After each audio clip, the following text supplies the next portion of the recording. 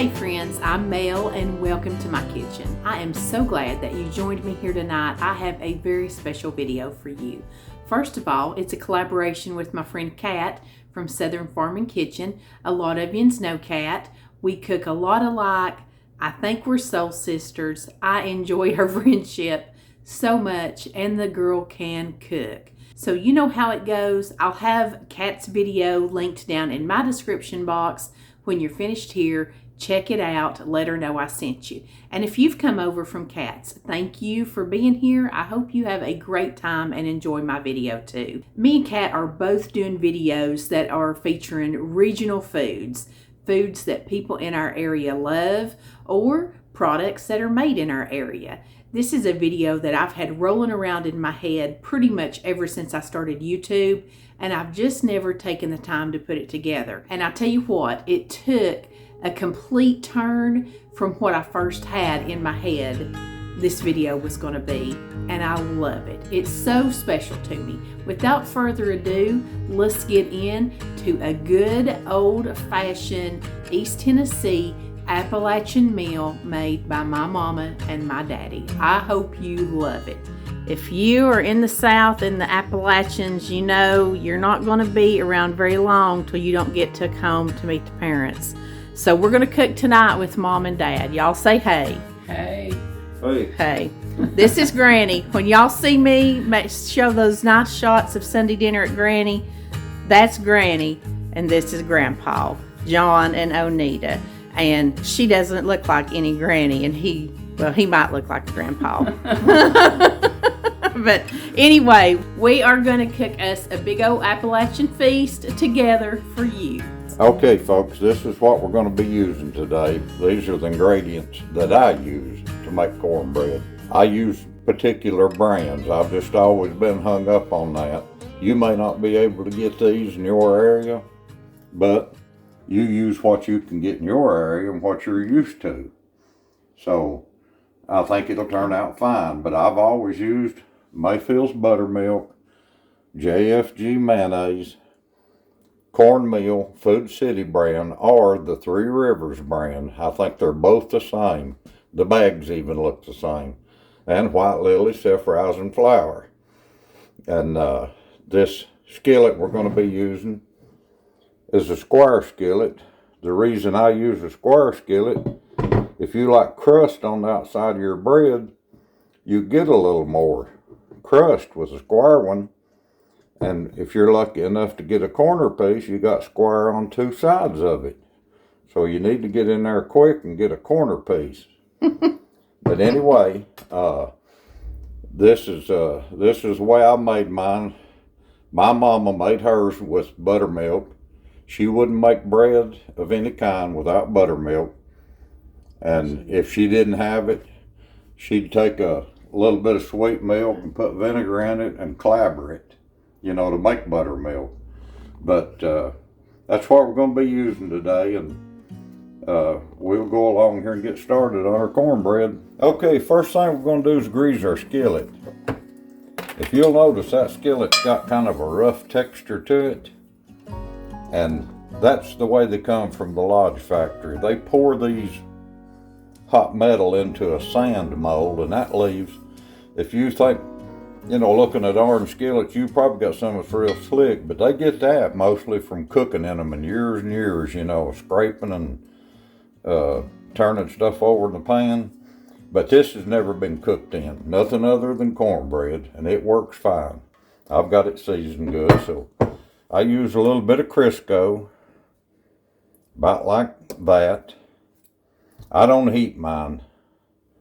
A lot of people do and melt their Crisco or whatever they're using, and that's fine. But I call this cold rolling it. I just smear that, a good coat of that in there.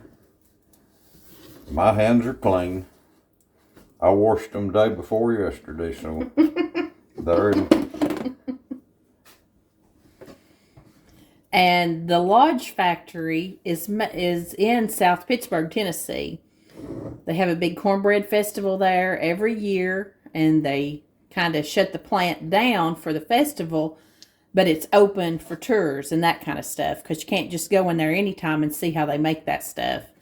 But everything that we're doing this week is going to be based on regional products. Y'all know I'm in East Tennessee, and I'm just born, raised here. My family's always been here, and we're proud of that. And there is lots and lots of good regional food in this Eastern Tennessee area. So there, I hadn't even thought about that, Daddy, but the Lodge Factory, that is also East Tennessee. Yeah, we drove all the way down there to get me a square skillet, got back, and we was up in Pigeon Forge area there, around Gatlinburg on 66. Happened to see a Lodge store over there, and I could have got one and been back to the house in an hour, but I didn't know it was there. Okay, let's set our skillet aside and we'll get started on our ingredients here. Okay, we're going to start our ingredients. Now, I don't have a recipe. You can go with the bag if you want, what's on the back. But I've always just thrown mine in at what I thought it needed. And with buttermilk cornbread, you got to be a little careful because it'll end up too moist. Sometimes your bread will be still a little wet in the middle. And in order to get it done, you just about have to burn it. But I've got a little trick to that. And I've seen my mama do, and I'll share that with you. But this is not rocket science. You can pour your meal out and your flour and just guess at it. I probably use a little more flour than most people do because I like to make my bread where it won't crumble apart when you cut it out. So I usually, on that size skillet, I'll show you about how much I end up putting out. Now, if I end up with a little bit too much mix, and I don't want to put that much in my skillet and make it that thick, I'll pour it out. I hate to waste food, but, you know, I don't think it's going to bankrupt me. And we throw enough stuff away to feed a multitude anyway. So, rather than that and have too thick a bread and it not get done. But that's about what I put in meal. That looks like about 2 cups, you reckon? Yeah, maybe just a little more. And then with the flour, most people will put, if you got 2 cups, most people put about 1/4 cup of flour. I probably put about half as much flour as I do meal. And that, some people says it makes it too spongy, more like cake, but I like it like that. Now if you don't, leave a little bit of the flour out. But about like that. All right. And I forgot to add this egg in the ingredients. You probably could just use this alone or just the mayonnaise alone, but I put both. And that way, mayonnaise really just kind of takes the place of eggs, but the mayonnaise, I think, helps make it a little moister, a little bit, hold together a little. I go ahead and mix my dry ingredients up a little. I'll go ahead and drop my egg in there. A heaping tablespoon, about 2 of them, maybe 2 1/2 or 3. It's not going to hurt it. You can't get too much mayonnaise. All right. Make a little hole in the middle. Shake your buttermilk up good. All right, now this is where you got to watch about getting too much buttermilk. You don't want to use straight buttermilk. You got to watch about getting too much because it won't get done in the middle.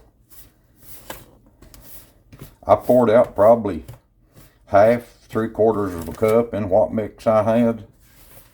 Now when I get it about like that consistency, I'm going to add a little water. Now I used to think my mama done that just to save on her buttermilk and not use it all up. But I think she knew what she was doing. I think she knew if she used straight buttermilk, it would be too moist and wouldn't get done.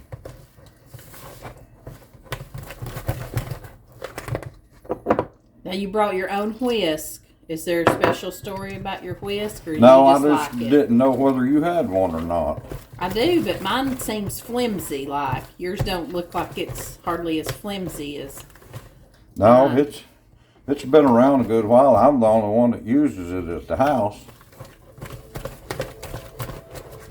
Okay, I want that. You don't want to get it where it's runny. I might put just a little bit more water. Maybe just a couple more tablespoons. About like that right there. You want your oven preheated to about 425. And you can start watching it in about 15 or 20 minutes. Look at it along. Usually takes 30 according to the oven, but I just kind of go by how brown it looks. We want to dump this over into our skillet. You can see about how thick it is with the way it's coming out. We don't like ours real thick. We like it kind of crusty. This will raise a lot.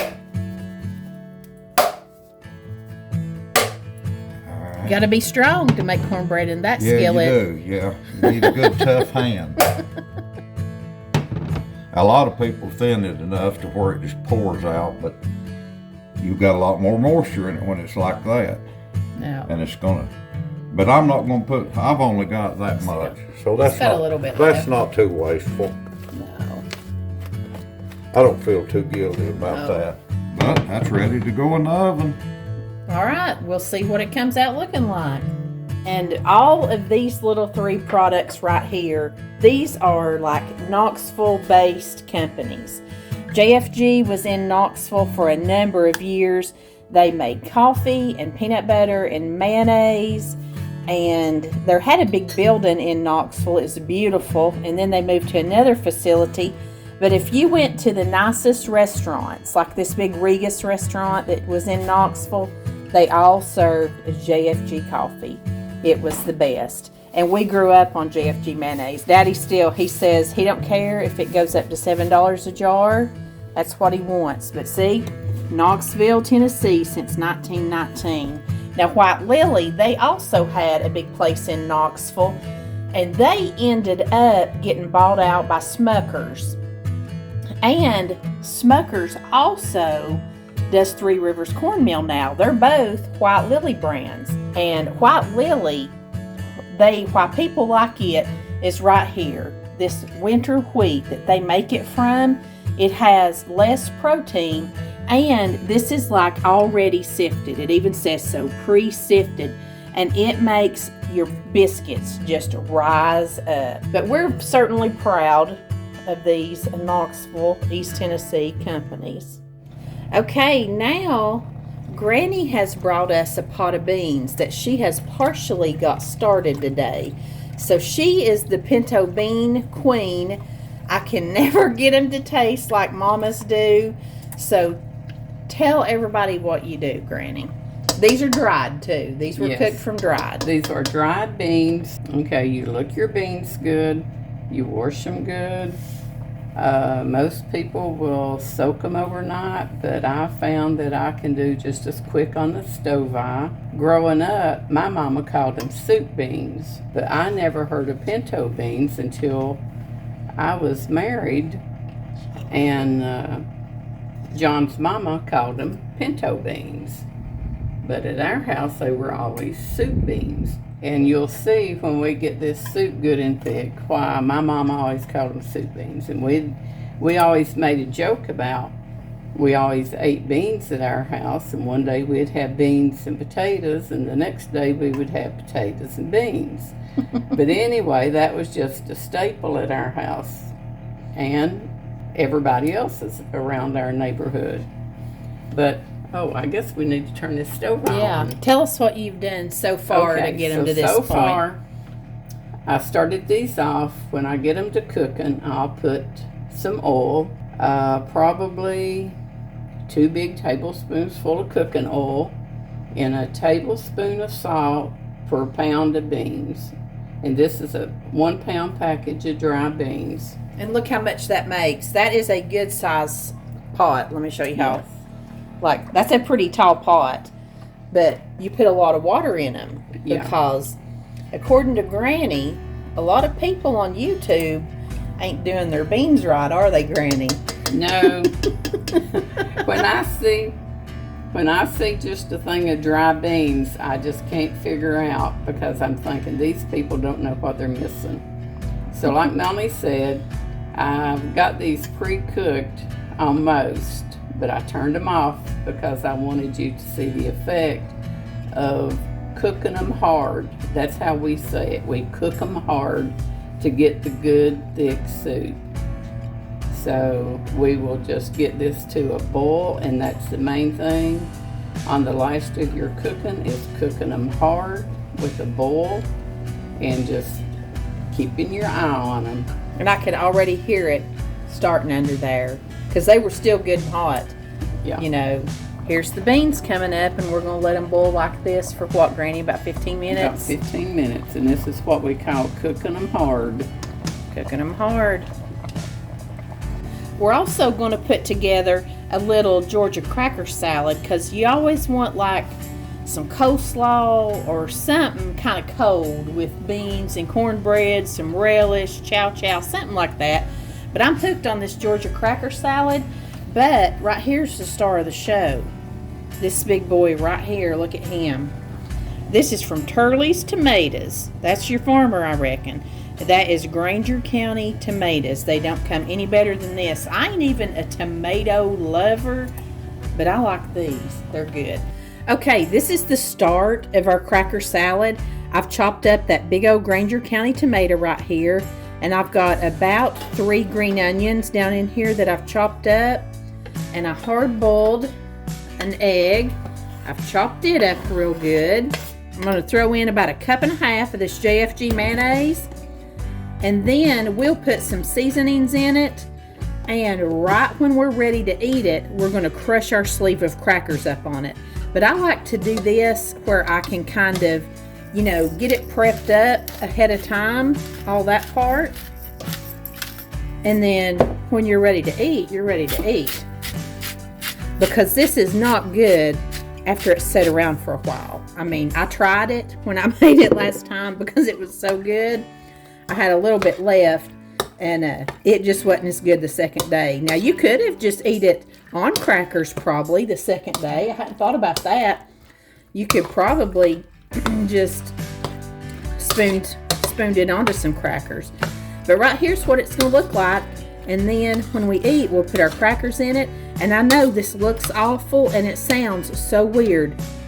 But like I said, I ain't even a tomato lover, and I can't tell you how I'm hooked on this. I love this stuff. Okay, we're back here with our pot of beans. If you remember, we started out with a real watery looking base. We turned them on high. We got them to boiling really hard. And look what we have now. Good, thick soup.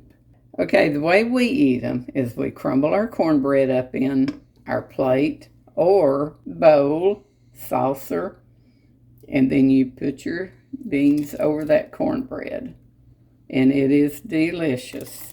Now for myself, I could just go for a bowl of soup and leave the beans out.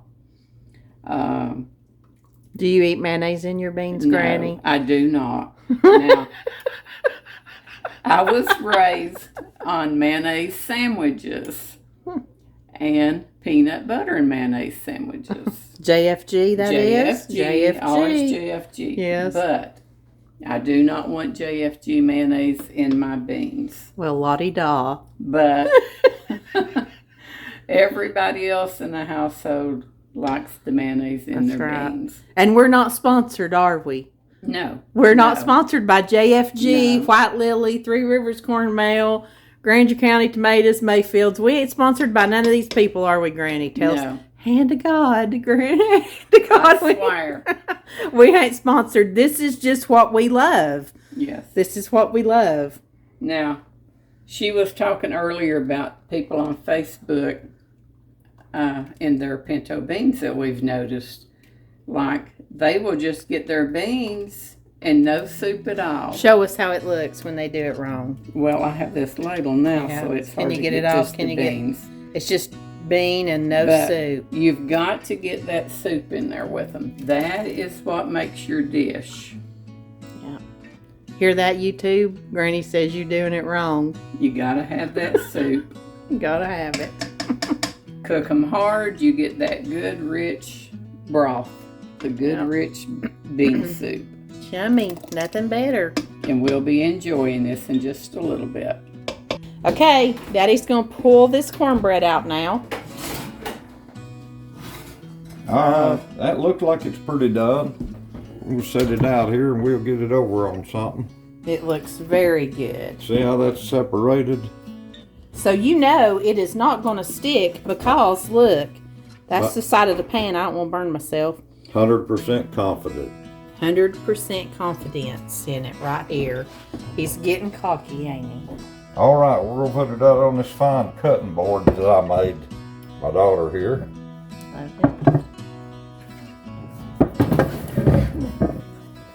What did I tell you? 100% confidence. Look, Now Not that a- skillet, not a bit. I just let it cool. All I do to it, just take a paper towel, will kind of shred and come off. If you know, with that little bit of a rough texture in the skillet, it wouldn't do that with a slick skillet. But I just take a, some kind of a rag that don't have a lot of lint on it, and just wipe that out. You don't even put it under hot water? No, no, I just wipe it out good and I put it in the plastic bag, bottom of the stove. Put it in a plastic bag so it don't rust? No, Is that fire? so it don't get dusty. Oh, yeah. I just cover it up. Yeah. Let's see how thick it is. Let's talk about that. You could make it a little thicker, but now that is,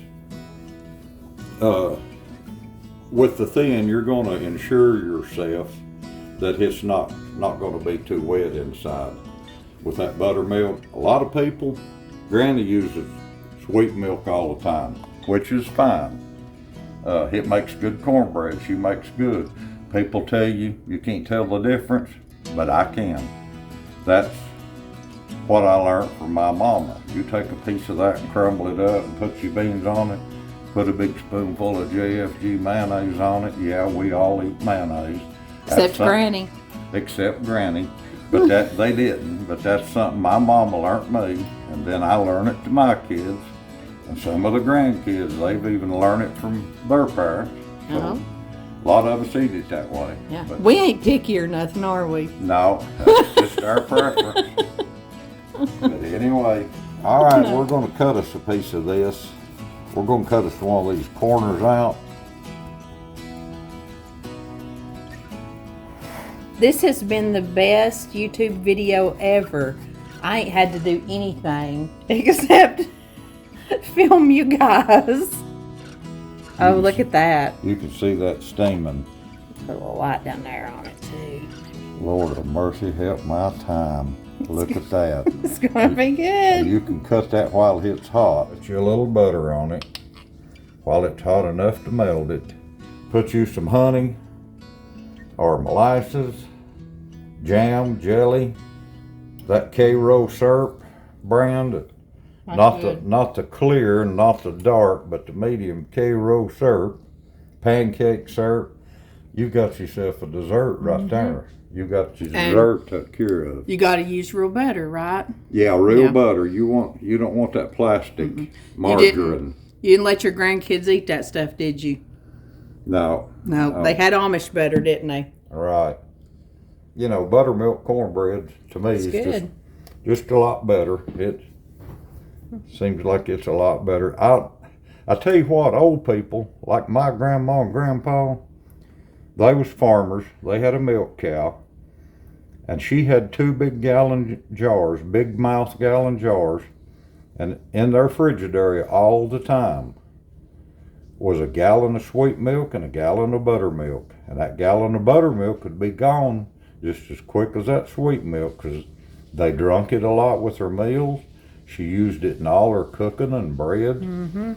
People used as much buttermilk as they did sweet milk. But you don't see that anymore. You could travel this county over and you wouldn't find 1 out of 100 Frigidaires in this county with any buttermilk in it. No, I want a crusty piece. It's nice and crispy. Very good. You take that when it's cold, crumble it up in a bowl, put it in the microwave for about 30 seconds, sprinkle some salt over it, pour you some sweet milk or buttermilk, whichever you like. I like sweet milk with bread like that. A lot of people eat cornbread and buttermilk, but I like the sweet milk. But if you heat that cornbread up a little bit before you put your milk in it, you won't get strangled as bad. If you've ever tried to eat cornbread and milk and with cold cornbread, if you ever get strangled, you'll think you're gonna die. I about did die one time from that. Yeah, you won't get strangled near as bad if that bread's heated back up a little. All right. Well, let's put this meal together. Now we're going to make something that is an Appalachian food, I reckon. I mean, I don't know. It's called kilt lettuce. I don't know if it's K-I-L-T or K-I-L-L-E-D. I honestly don't know, but we just always called it kilt lettuce. Basically, you're taking green leaf lettuce and green onions.